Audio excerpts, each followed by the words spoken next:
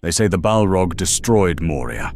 They say it woke from ancient slumber and drove us from our halls in fire and terror. They say Durin's Bane was a monster that claimed our greatest kingdom and left it empty for 1,000 years. They are wrong. We destroyed Moria ourselves. We dug too deep. We broke through barriers that should never have been broken. And the Balrog, the thing we fled from in terror, the demon of shadow and flame that killed our king, it was not trying to destroy us. It was trying to stop us, trying to keep us from going deeper, trying to prevent us from reaching what waited below. I know because I was there. I was part of the mining crew that broke through into the deep chamber. I felt what waited beneath our feet. I saw the Balrog rise not to kill us, but to block our path. And I have spent the last 40 years understanding what we almost unleashed. What the Balrog spent 6,000 years guarding, and why it never left Moria, even when all the dwarves were gone, and it was alone in the darkness. Let me tell you what we found in the deepest places, and let me tell you why the Balrog's death terrifies me more than its life ever did. My name is Thráin, son of Náli. I was a miner in Khazad-dûm, the greatest of the dwarf kingdoms, in the year 1980 of the Third Age. I was young then, barely 70, and I worked in the deepest mines where the mithril ran richest. Moria was wealthy beyond measure. Our halls were vast, carved from living rock with skill that has never been matched. Our forges produced works of beauty and strength. And beneath it all, beneath the halls and the markets and the throne room, that were the mines, miles of tunnels descending into the mountain, following veins of silver and gold, and most precious of all, mithril, true silver, the metal that never tarnished, that was lighter than silk and harder than steel. We had been mining it for thousands of years, and we always wanted more. The vein we followed in those days ran deep, deeper than any we had mined before. It descended at a steep angle, down and down into the roots of the mountain, and the deeper we went, the richer it became. The mithril was pure, almost too pure, as if something had concentrated it, drawn it down into the depths. We should have questioned that, should have wondered why the richest vein led to the deepest place. But we were dwarves. We saw wealth, and we followed it. That is what we do. That is what we have always done. And so we dug. But I was part of Thorin's crew, Thorin Stonemason, a master miner with 40 years of experience in the deep tunnels. There were 12 of us, good dwarves, strong, skilled. We worked in shifts, advancing the tunnel foot by foot, shoring it up as we went, sending the mithril back to the surface in carts that ran on rails we laid behind us. It was hard work, dangerous work. The air was thin so deep, we had to bring down ventilation shafts to keep from suffocating. The heat was intense. The deeper you go, the hotter the earth becomes. We worked stripped to the waist, our beards soaked with sweat, our hands blistered even through our gloves. But the mithril made it worth it. Every foot we advanced, we found more, and the quality kept improving. We had been working that vein for 3 months when we broke through. I remember the moment exactly.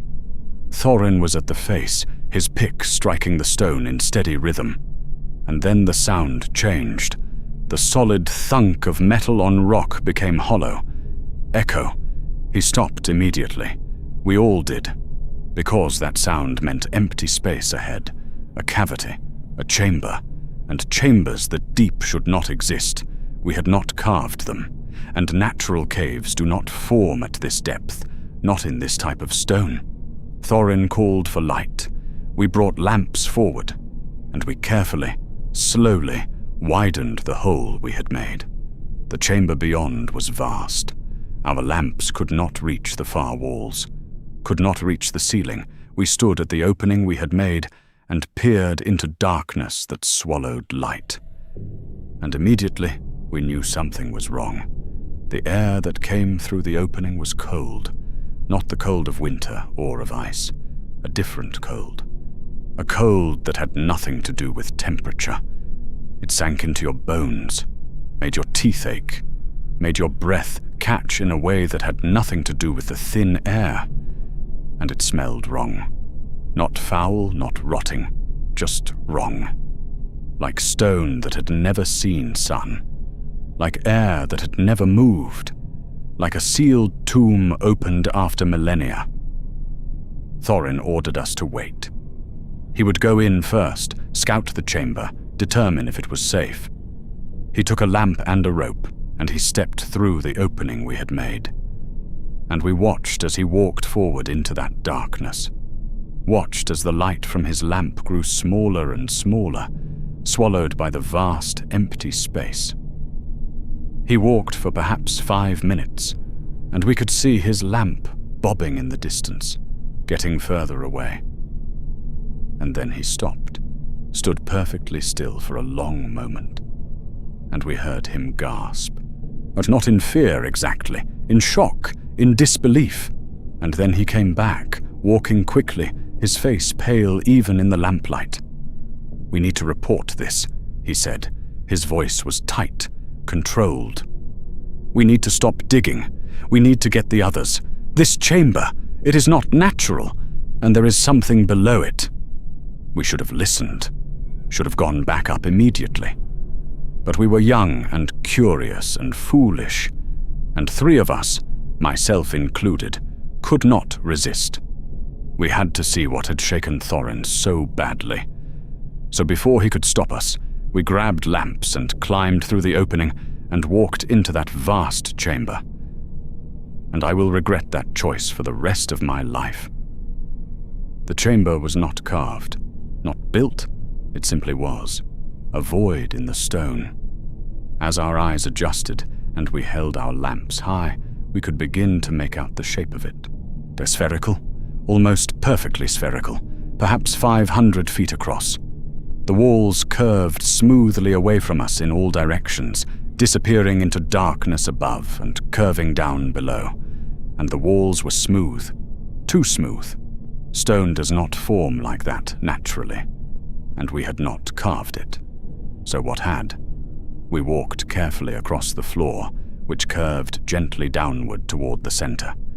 And as we got closer, as our lamps illuminated more of the surface, we saw marks in the stone. Not cracks or fissures, grooves, long, sweeping grooves that spiraled around the chamber walls in regular patterns, as if something massive had coiled around the inside of this sphere, around and around and around, for so long that it had worn grooves into solid rock. We stopped, looked at each other, and I saw my own fear reflected in their faces. What could wear grooves in stone? What could be large enough to coil around a chamber 500 feet across? And where was it now? We continued toward the center, and that is when we saw the hole. It was in the exact center of the chamber floor, perfectly circular, perhaps 50 feet across, and the edges were smooth, worn, like the rest of the chamber. We approached carefully, our lamps held high, our hearts pounding. And we looked down. The hole descended vertically, straight down, and our lamplight could not reach the bottom, could not penetrate more than perhaps 50 feet before the darkness became absolute. We could see that the walls of the hole were smooth, polished, as if something had moved up and down through it countless times. And we could see more grooves, spiral grooves, art going down and down and down into darkness that our light couldn't touch. And the cold was worse here. Much worse.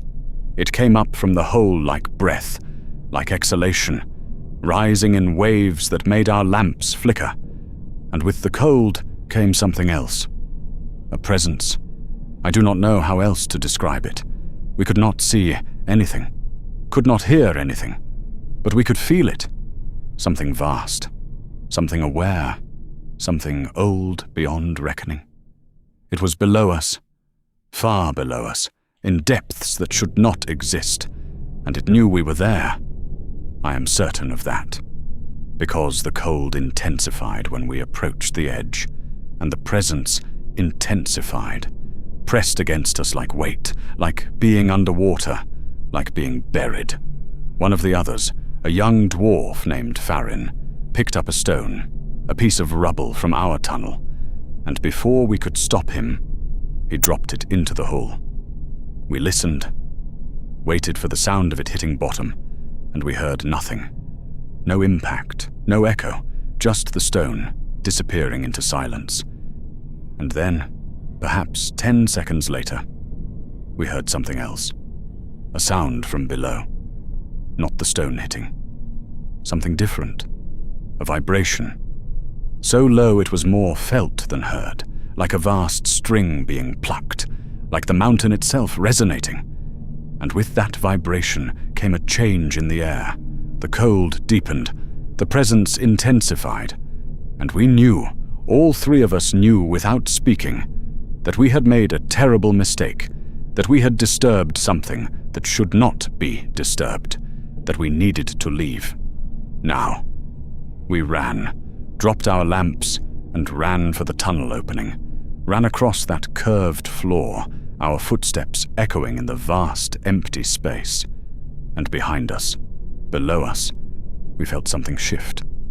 Not movement exactly, but a tension, like a vast eye opening, like something that had been dormant or distant, suddenly focusing on us, on the small, insignificant things that had intruded into its domain. We reached the tunnel, scrambled through the opening, and we did not stop running until we reached Thráin and the others. And Thráin took one look at our faces and ordered everyone out. Ordered the tunnel sealed, ordered us back to the surface immediately. We climbed, up through miles of tunnel, up through the mines, up to the halls and the light and the world we knew, and we reported what we had found to the mine master. Described the chamber, the hole, the presence we had felt, the sound from below when the stone was dropped, and the mine master reported it to the council, and the council debated, and some wanted to seal the tunnel permanently, to abandon that vein of mithril, no matter how rich. But others argued that we had to understand what we had found, that we could not make decisions based on fear and superstition, that we needed facts. So they decided to send a larger expedition, engineers to map the chamber, scholars to study the grooves and determine what had made them, warriors to provide protection. They would lower ropes into the hole, see how deep it went, determine if it posed any threat to the upper mines, determine if we could safely continue mining around it. The expedition descended 3 days after we had fled. 30 dwarves. Experienced, well equipped. They brought massive lamps, mirrors to amplify the light, thousands of feet of rope, pulleys and winches to lower measuring lines into the hole. But I was not part of this expedition. But I heard what happened from the survivors. And there were only 12 survivors out of 30 who went down. They entered the chamber and set up their equipment. The engineers measured the space and confirmed what we had reported. A perfect sphere. 500 feet in diameter. Walls worn smooth by something massive moving against them. They examined the grooves more carefully and determined that whatever had made them had coiled around the inside of the chamber in a spiral pattern. Multiple times. Layers upon layers of coiling. For how long they could not say, but long enough to polish solid rock to a mirror sheen. And they found something we hadn't seen in our brief, panicked exploration. Marks in the stone near the hole. Not grooves, scratches, deep scratches. It was as if something with claws had gripped the edge before descending or ascending. They set up their winch at the edge of the hole and began lowering rope. They had brought 3,000 feet of line, enough to measure the deepest mine shaft in Moria twice over. They lowered it slowly, carefully, marking off every 100 feet, and the rope kept going down, and down, and down. At 1,000 feet, they paused to check the tension. The rope was still descending freely. No bottom. At 2,000 feet, they checked again. Still nothing. At 3,000 feet, they ran out of rope, and the end was still descending into darkness. Still had not touched anything solid. One of the scholars did the calculations. If the hole descended at the same angle, which it appeared to, then it went down at least another mile, possibly more, or into depths far below the deepest mines, into places that should not exist beneath a mountain. And while they were working, while they were measuring and documenting and trying to understand, the presence made itself known. All of them felt it.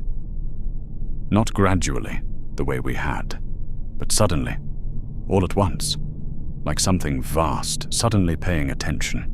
The cold came up from the hole in a wave that extinguished 2 of their lamps, and the sound came, that deep vibration, but louder this time, much louder, resonating through the chamber, through the mountain itself, making the stone beneath their feet vibrate, making their bones vibrate.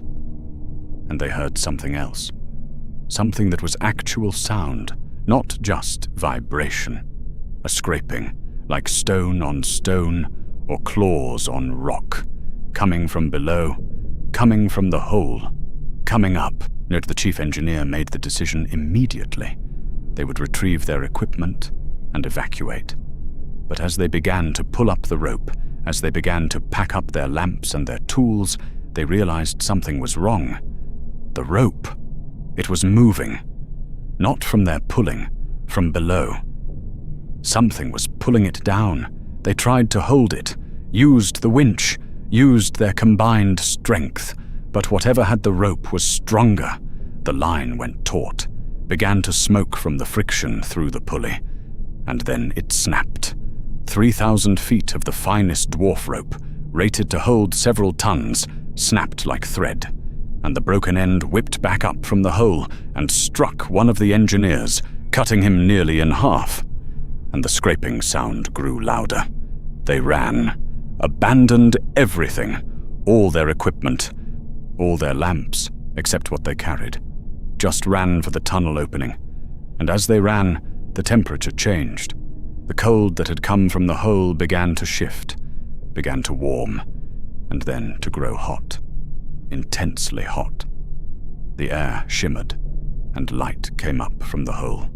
Not white light, red light, orange light, the light of fire, and with it came smoke, black smoke, acrid, choking, and they knew something was rising, not from the hole itself, but from somewhere else in that vast chamber, from some other depth, some other entrance, something that had been summoned by the disturbance, something that had been waiting.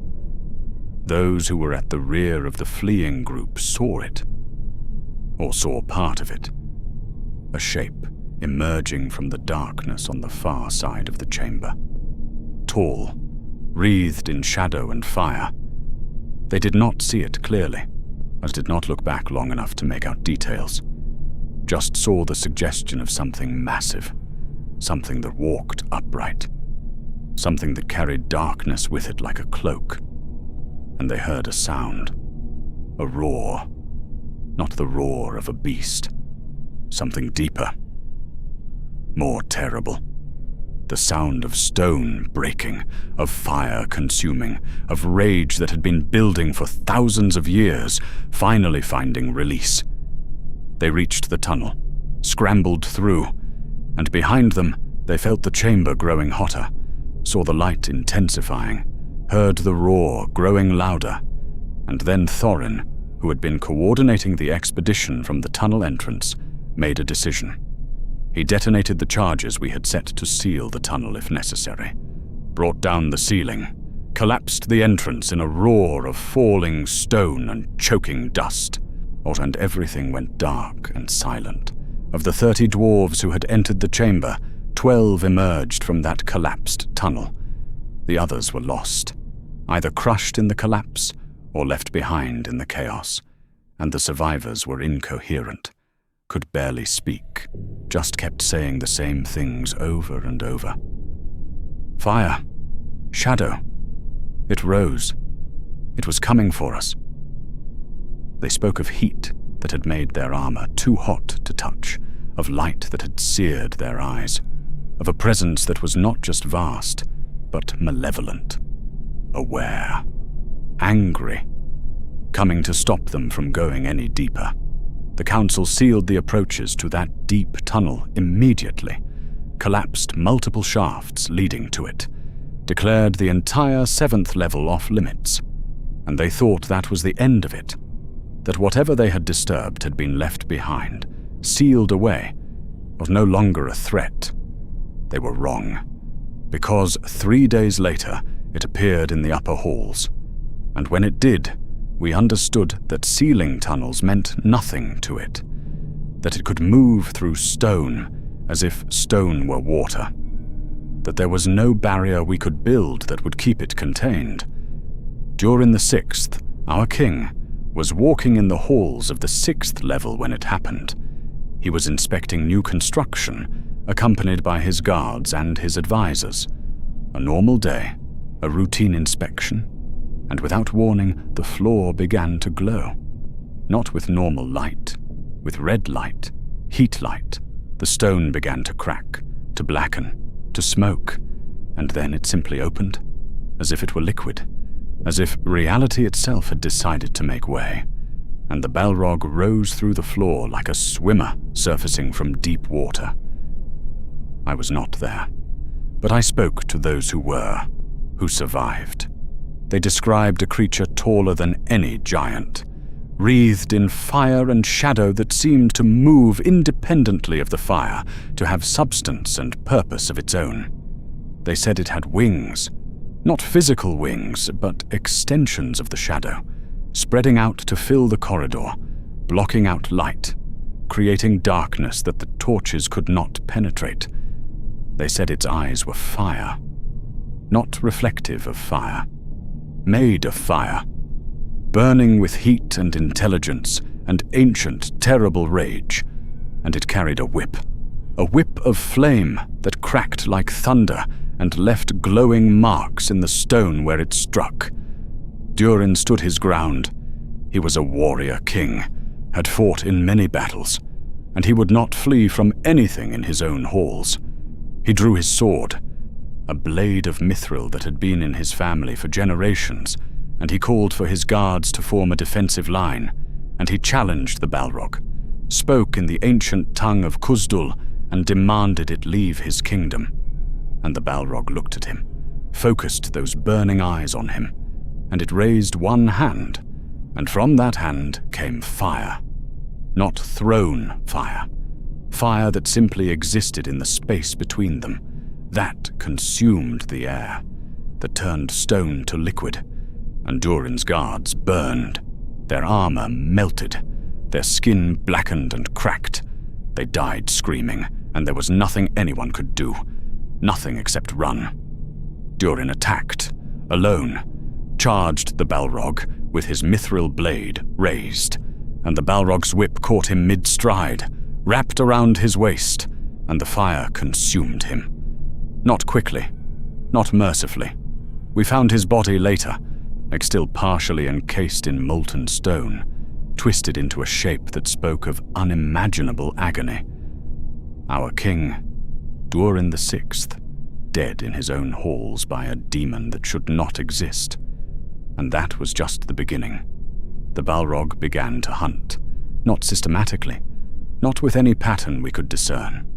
It would appear without warning in different parts of the city, sometimes in the upper halls, sometimes in the mines, sometimes in the residential quarters, and it would kill, not everyone, not even most people, just enough to spread terror, enough to make us understand that nowhere was safe, that our greatest fortress, carved from living rock over thousands of years, offered no protection against this thing. We tried to fight. Of course we did. We were dwarves, we were warriors. We had weapons and armor and courage, and none of it mattered. But our weapons could not harm it. Arrows burned to ash before they reached it. Swords melted when they struck it. Axes rebounded from its hide as if from solid stone. And getting close meant death. The heat it radiated was so intense that warriors would fall back with their beards smoking, their skin blistering, before they could even strike. We tried water, channeled underground streams to flood the corridors where it appeared, and the water turned to steam before it touched the thing. Filled the halls with scalding vapor that killed more of us than it harmed the Balrog. We tried cave-ins, brought down entire sections of ceiling on it, and it simply rose through the rubble as if it were not there. We tried everything, and nothing worked. The worst part was the intelligence. It was not just a beast, not just a force of destruction. It was smart. It learned. We set a trap once, drew it into a narrow corridor with thick walls and sealed both ends, planning to collapse the entire section. And it stopped, stood in the middle of our trap, and looked at the ceiling, at the charges we had placed, and it laughed, a sound like mountains breaking, and then it melted through the wall and killed everyone who had been waiting to spring the trap. After that, we understood. We could not outthink it, could not trick it, could not fight it. All we could do was run. But we noticed something. Over the weeks and months of its attacks, we began to see a pattern, not in where it appeared, but in where it did not appear. It never went up, never attacked the uppermost levels, never approached the gates.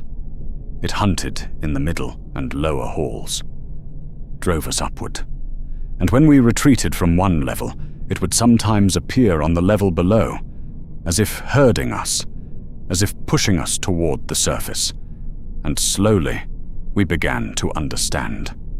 It was not trying to exterminate us. It was trying to make us leave. We fought for a year, tried to hold our halls, tried to find a way to defeat it or contain it or at least coexist with it. And we failed. The casualties mounted, not just from direct attacks, but from accidents, from fighting in the dark, from structural collapses as the Balrog's heat weakened support pillars. The forges went cold because no one could work them safely. The mines were abandoned because miners would not descend into the depths where it might appear. Food became scarce because our farms were in the lower levels and we could not reach them. And finally, but after a year of horror and death and dwindling hope, the decision was made. We would abandon Moria, would leave our greatest kingdom, the halls our ancestors had carved over thousands of years, to the demon that had claimed it, would seal the gates behind us and never return. I was part of the last group to leave. We held the eastern gate while the rest evacuated, while families gathered what they could carry and fled into the mountains, while the forges were shut down and the great mechanism stilled and the lights in the halls dimmed for the last time. And as we prepared to seal the gate behind us, as we set the final charges that would bring down the entrance and prevent anyone from entering Moria ever again, I saw the Balrog one last time. It appeared at the far end of the great hall that led to the gate, perhaps 200 yards away. Standing in the darkness, wreathed in shadow and fire, just standing there, not approaching, not attacking, and it was looking at us. I could feel its gaze, could feel those burning eyes fixed on us as we prepared to leave, and I realized something that made my blood run cold. It was not chasing us out. It was watching us go, making sure we left, making sure we understood that we could not return. It had spent a year driving us upward, killing just enough to create terror, appearing just frequently enough to prevent us from settling, from feeling safe. And now we were leaving, and it was satisfied. We sealed the gate, brought down the entrance, and the mountain shook with the explosion. And when the dust settled, Moria was closed, empty, abandoned to the darkness and to the thing that dwelt within. And the Balrog didn't follow, did not pursue us into the world outside. We camped that night on the slopes above the sealed gate, exhausted and grieving, and we saw no fire, no shadow, nothing to suggest the Balrog had any interest in the world beyond Moria. It had achieved its goal. It had driven us out. And now it could return to whatever it had been doing before we disturbed it. I spent the next 40 years in exile, living in the grey mountains with the remnants of our people. And I thought constantly about what we had found in those deep places, about the chamber and the hole and the presence we had felt, about the Balrog and why it had come, why it had driven us out so systematically, so deliberately. And slowly, over those long years, I began to piece together the truth. We had not woken the Balrog from sleep. It had not been hiding in Moria, lurking in the darkness, waiting to attack. It had been there for a purpose older than our kingdom, older than our people's memory. I know this because of what happened years later, because of Gandalf, the wizard who fought the Balrog, who pursued it through the depths and killed it after a battle that lasted 10 days. And I know it because of what Gandalf said after he returned from that fight.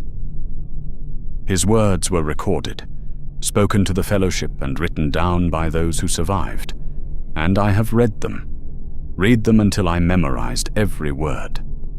He spoke of falling through darkness, of descending into places deeper than the deepest delvings of the dwarves. And he said something that confirmed everything I had come to suspect. He said, "Far, far below the deepest delvings of the dwarves, or the world is gnawed by nameless things. Even Sauron knows them not. They are older than he. Nameless things, in the deep places, in the places we had almost reached when we broke into that chamber, in the places the Balrog had been guarding. And I understood then what we had felt when we looked down into that hole. Not one thing, many things. Things that existed in the depths below the world. Things so old that even Sauron, ancient and terrible as he is, does not know them, does not control them. Things that Morgoth himself, in the height of his power, could not command. Things that simply are, that gnaw at the foundations of the world, that consume and destroy, not out of malice, but because that is their nature. And the Balrog had been standing between us and them. For 6,000 years, it had maintained its post in the darkness beneath Moria, not hiding, not sleeping, standing guard, following some command, some duty given to it so long ago that even the Balrog itself might not remember the reason. Just the imperative. Stay, watch, keep anything from going too deep, keep the nameless things undisturbed. And when we broke through into that chamber, when we got too close to the hole, when we disturbed the presence that waited below, the Balrog had no choice. It had to act, had to drive us away, had to make sure we never came back, had to make sure no one would ever delve that deep again. I think about Morgoth's fall, about the end of the First Age, when the Valar came with all their power and cast him into the void. And I think about what must have happened in those final moments. Morgoth knew he was losing, knew his armies were being destroyed, knew he himself would be taken and imprisoned beyond the circles of the world. And in those final moments, he must have given orders. Final commands to his most powerful servants, commands that would endure even after he was gone. Commands to continue his work, to preserve what he had built, to protect what needed protecting. And I think one of those commands went to the Balrog that would become known as Durin's Bane. Not flee, not hide, but guard. Guard the deep places. Guard the holes that descend into the foundations of the world. Keep watch over what waits below. Because even Morgoth, in all his arrogance and hatred, understood something fundamental.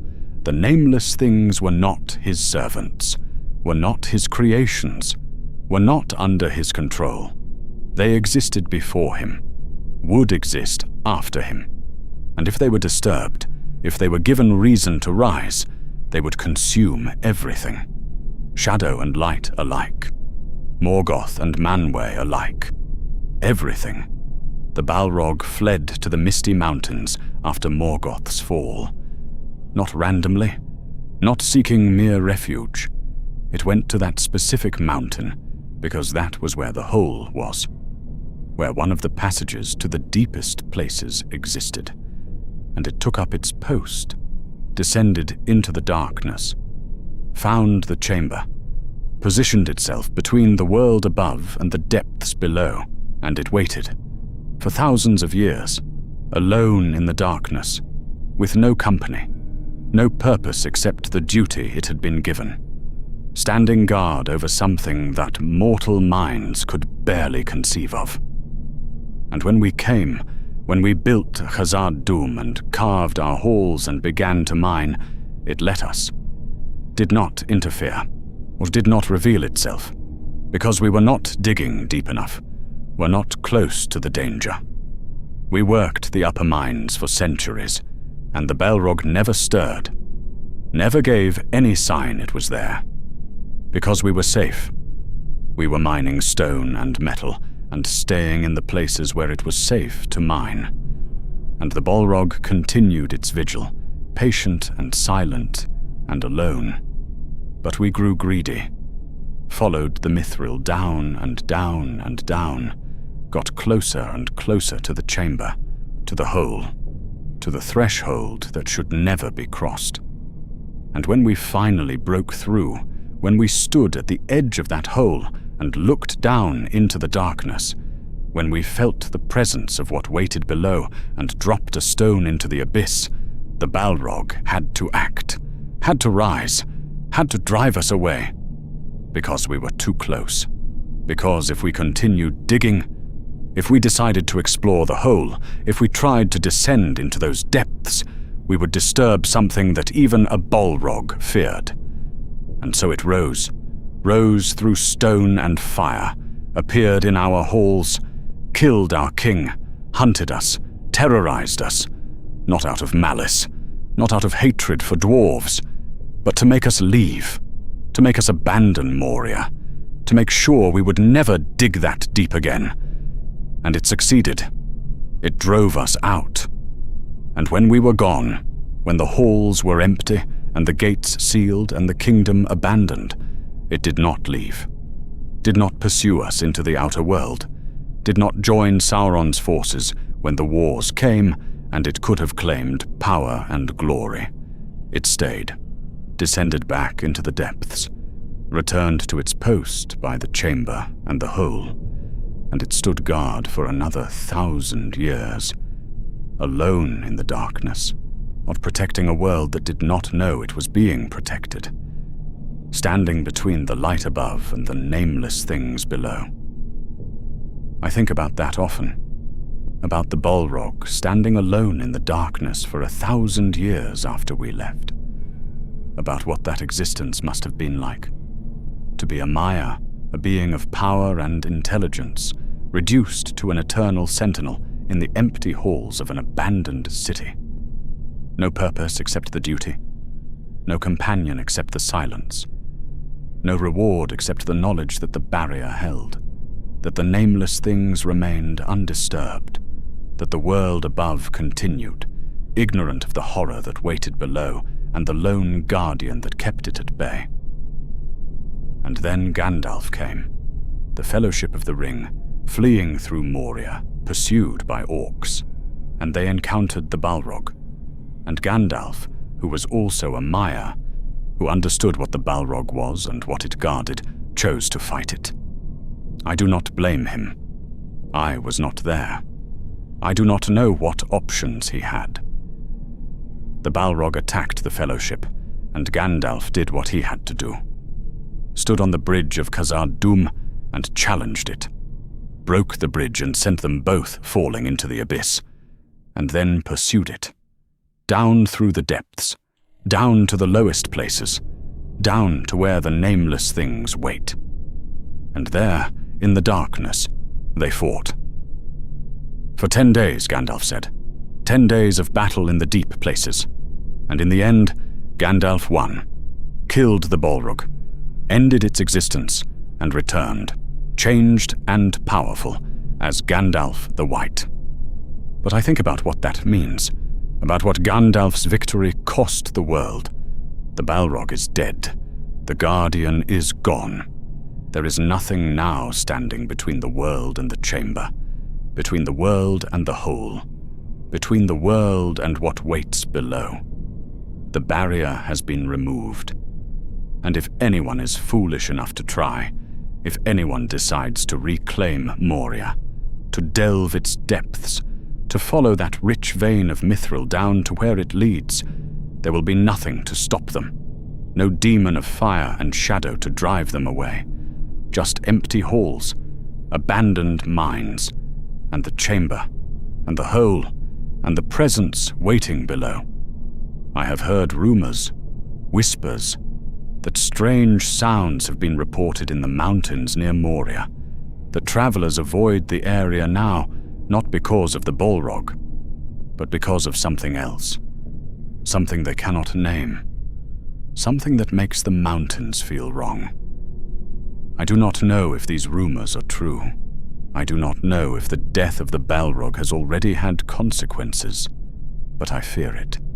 Fear that the nameless things have noticed the absence of their guardian, that they have sensed the opportunity, that they are moving, slowly, carefully, testing the barriers, seeing if anything will stop them from rising. Before we continue, I want to ask you something. You are hearing a warning from someone who saw the deep places, who felt what waits below, who understands why some places should remain abandoned. If you want to hear more warnings like this, more voices from those who survived encounters with the darkness, then stay. Listen. Subscribe to Whispers from the Shire, because there are more stories of what lurks in the forgotten places, more warnings that should be heeded. Thank you. I am an old dwarf now, over 100 years old. I have lived in exile for most of my life. I will never see Moria again, will never walk its halls or work its mines, and I am grateful for that, because Moria is not just empty. It is a tomb, a sealed crypt over something that should never be disturbed. And the Balrog, the thing we feared and fled from and called a monster, it was the only thing keeping that crypt sealed, the only thing standing between us and what waited below. I wonder sometimes if anyone will try to reclaim Khazad-dûm, if the dwarves will return now that the Balrog is dead and the threat removed. I wonder if they will celebrate Gandalf's victory and see Moria as safe again, as theirs to reclaim and rebuild. And I wonder if they will dig, if they will follow the old tunnels down, if they will find the chamber that we sealed away. And if they do, I wonder if they will understand what they are looking at, if they will see the smooth walls and the spiral grooves and the hole in the center and realize what it means, or if they will be curious, will want to explore, will decide to lower ropes and descend and see how deep it goes. And if they do that, I wonder what will happen, what will come up from below when there is no Balrog to stop it. I think about the nameless things, about what Gandalf said, that they are older than Sauron, older than the world, perhaps. Things that exist in spaces that should not exist, that gnaw at the foundations of reality itself. And I think about what would happen if they rose, if they were disturbed, if they decided to come up from the deep places and enter the world above. Would they be hostile? Would they attack? Or would they simply exist, and in existing, unmake everything around them? Would their presence alone be enough to destroy, to corrupt, to transform the world into something unrecognizable? I do not want to know, and I pray that no one else will be foolish enough to find out. The Balrog kept them contained for 6,000 years, stood guard through the rise and fall of kingdoms, through ages of the world, through wars and peace, and the slow turning of centuries. And now it is gone, and there is nothing left but hope. Hope that the barriers hold without a guardian. Hope that the nameless things remain content in their depths. Hope that no one delves too deep. But hope is not a strong foundation. Hope does not seal barriers or stand guard or drive away the foolish and the curious. The Balrog did those things, and now it is dead, and we are alone, and the hole remains, and what waits below it remains, gnawing at the world, patient, ancient, nameless, and I fear that one day someone will dig too deep again, will break through the barriers, will stand at the edge of that hole and look down into the darkness, and there will be nothing to stop them from going further. Nothing except their own fear, and the warnings of an old dwarf who saw what waits in the deep places and fled before it was too late. The Balrog didn't leave Moria because it couldn't, not because it was trapped or bound or lacking in power, but because it was following a duty older than memory, a command given in the final moments of Morgoth's reign. Guard the deep places, keep watch over the holes, prevent anything from disturbing what waits below. It sacrificed everything for that duty. Its freedom, its existence in the world above, its connection to others of its kind. It spent 6,000 years alone in the darkness, standing guard over a threshold that should never be crossed. And when we threatened that threshold, when we came too close, it drove us away. Not to claim our kingdom, not to rule over us, but to protect us, to protect everyone from something infinitely worse than itself.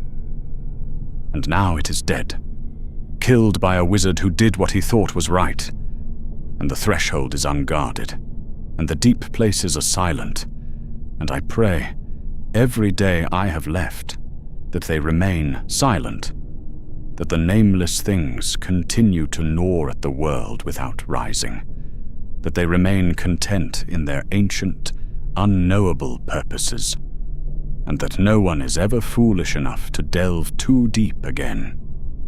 Because if they do, there will be no Balrog to stop them, no guardian to drive them back, just the hole, and the darkness, and what waits below